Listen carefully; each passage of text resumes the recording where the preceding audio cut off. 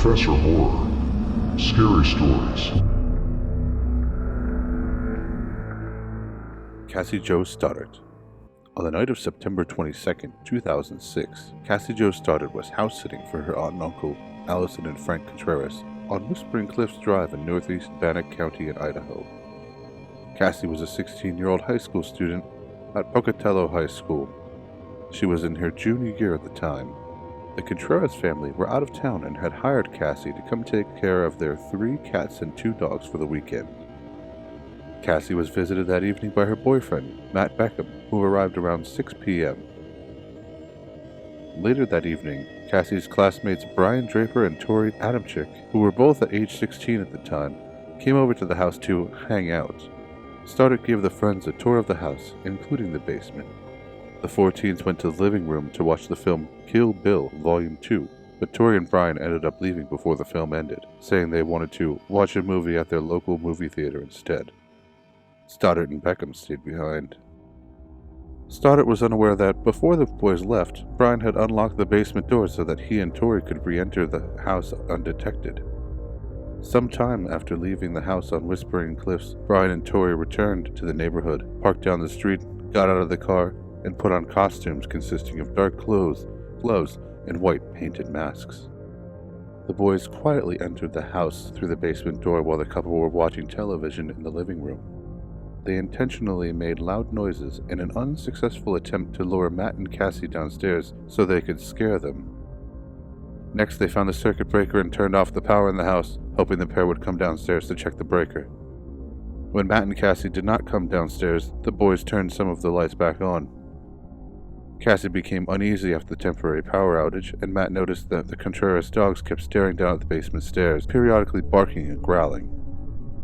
Seeing that Cassie felt scared, Matt called his mother to ask if he could stay the night at the house with her to ease her mind, but she denied his request. Instead, she offered to let Cassie come home with Matt and stay at their house for the night, and she would bring Cassie back to the Whispering Cliffs house the next morning. However, Cassie felt it was her responsibility to stay at the house as she was hired to do and care for the animals, and declined the offer from Matt's mother. At approximately 10:30 p.m., Matt's mother picked him up, leaving Cassie at the house alone. Matt called Tori's cell phone to see where he and Brian were, possibly to meet up with them later. Matt said he could barely hear Tori, who was whispering on the phone, and assumed the boys were in a movie theater. From the basement, Brian and Tori heard Matt leave. The teens turned the lights out again at the circuit breaker and waited, hoping Cassie would come downstairs to turn the lights back on. She did not.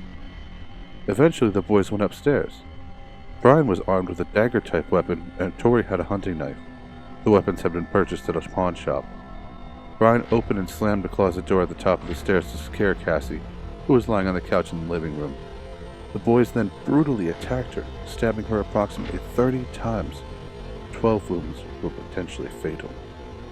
During the investigation of the murder, police found that Brian and Tori had recorded their plan to murder Cassie in advance on videotape while they were at school. This video footage was shown at their trials. Therefore, they were arrested.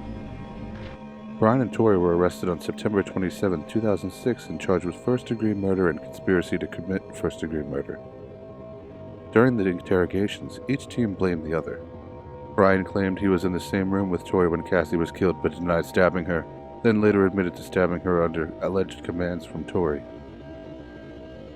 He led investigators to Black Rock Canyon, where the teens had disposed of the clothing, masks, and weapons they used for the murder. At trial, the prosecution revealed that Brian had said he was inspired by Eric Harris and Brian Klebold, who committed the Columbine High School massacre. Later, Tori was said to have been inspired by the Scream horror film franchise. Brian was convicted on April 17, 2007. Tori was convicted on June 8, 2007. On August 21, 2007, based on being convicted of first-degree murder, each received a mandatory sentence of life imprisonment without the possibility of parole, and 30 years to life for being convicted of conspiracy to commit murder. Tori and Brian are both serving their time at Idaho State Correctional Institution, located in unincorporated Ada County, Idaho, near Kuna. In November 2019, Tori's sentence was upheld after his appeal was denied by the Idaho Supreme Court.